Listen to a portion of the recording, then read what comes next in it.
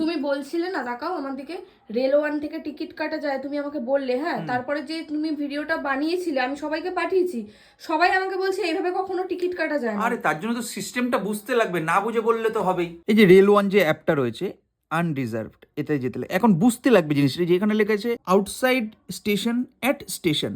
Outside যখন station তুমি select করবে তখন কিন্তু স্টেশন থেকে 5 মিটার দূরে গিয়ে রেল লাইন থেকে তোমার টিকিট কাটতে লাগবে। এটা আমি বাড়িতে বসে এখন কেটে নিতে পারবো।